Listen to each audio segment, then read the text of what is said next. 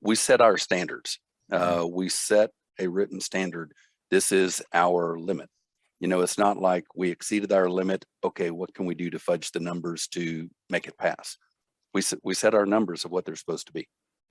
It's really black and white. Yeah. It's not like you open the fridge and you're like, this smells a little off, but I'll still take it, or I'll still eat it, right? Some people can justify that, say, oh, well, it's not, it's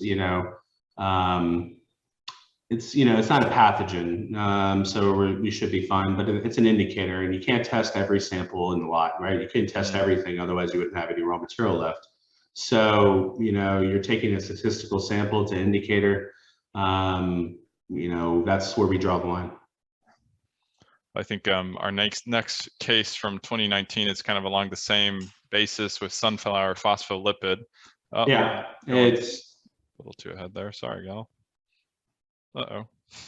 We're just going to show all of them now. All of our tricks are being showcased as we speak. So there's yeah. You want to start with the sunflower phospholipid? Yeah, I'll just go through all of these. The next couple ones, all the way to pea protein, are all microbes. The sunflower is an example of more highly, not necessarily highly processed, but more processed material than a botanical. And you saw above threshold limits for aerobic plate count, once again, an indicator. We, was able to identify, must have been something in the process, how they process it to lead to that failure, because we've never seen it in the past. The next one, in terms of lutein zeaxanthin, also is kind of a similar example. The lutein zeaxanthin, to process it, you have to use solvents to extract it, so you expect it to be at a much lower level. And we found that both, we found the aerobic plate count to be above our threshold, and for the fungi to be present, which is, we don't normally see that because you're extracting out. Now, we use a specialized microencapsulation process with pea protein and other natural substances rather than the synthetics, or what's normally used in the industry. So it could have been from there, but we've never seen this issue. And once again, it was in a certain amount of the boxes. It wasn't actually in every box like this. So we were able to reject this lot because we were not going to test every single box. It was quite a few boxes, but wasn't consistent. And without, if you just test one box and say that's all we're going to test, then you're not doing square root n plus 1. Sampling is so important to really be able to catch the issues.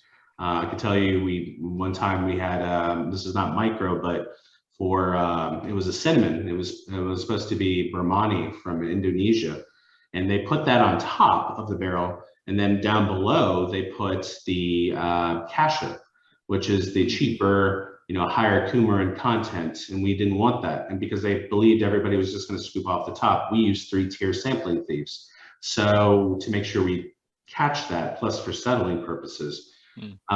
So sampling properly, sampling statistically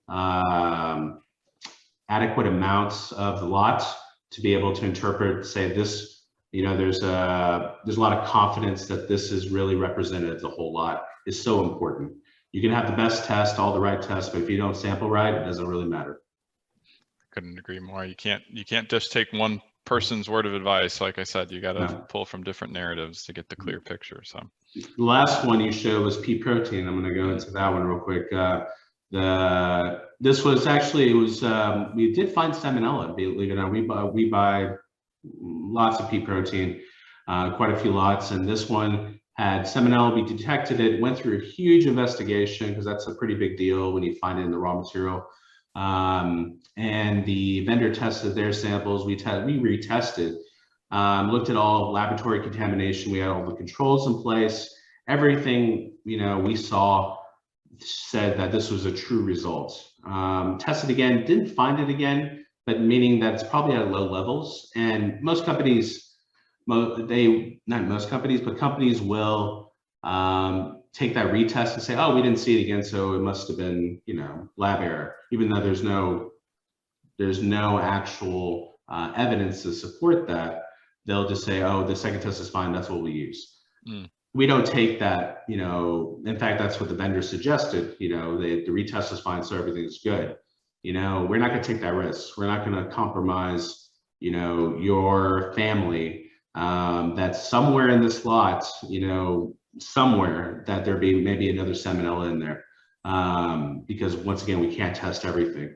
So we kind of take a hard line there, and we rejected it, despite the complaints we have from the vendor that, you know, most people would just retest and then use it. So that's where we draw the line there. I mean, that really showcases the premier difference. I mean, having a risk tolerance and saying, hey, we saw this, we're not going to accept this regardless of what you tell us to do. And, you know, pushing back on the vendor, even though there was another test that came up completely fine. Yeah.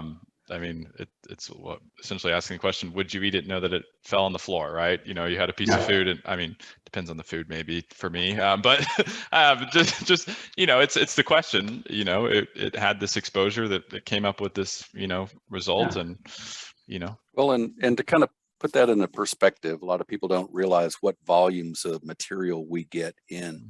I can't speak for how large this lot of pea protein was, but if we were to dump it all out, picture a pretty good sized pile of green dirt right there. And over on one side, over on one corner, we know that that is contaminated with Salmonella. Now, that's a very, very small chunk of that pile.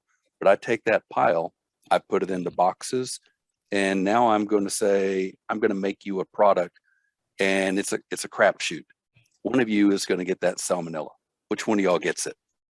And you have to look at it from that perspective. If it shows up at all, that means that it's there somewhere, and somebody's going to get it. Yeah. That's something I ever want to sell, in my opinion. Agreed. New product coming out next week. So Right. Salmonella capsules. Great laxative. So I'm going to go right into one of my passions here is this test, and I'm not passionate about it. Aflatoxin, I'm passionate about detecting it. Aflatoxin is a known carcinogen, cancer-causing agent produced by mold. It's a mycotoxin. You know, it's a very dirty, dangerous compound that's naturally occurring, happens in the environment. Usually it's going to be in botanicals or something that's wet, moist, because that mold will produce that aspergillus that will produce these toxins.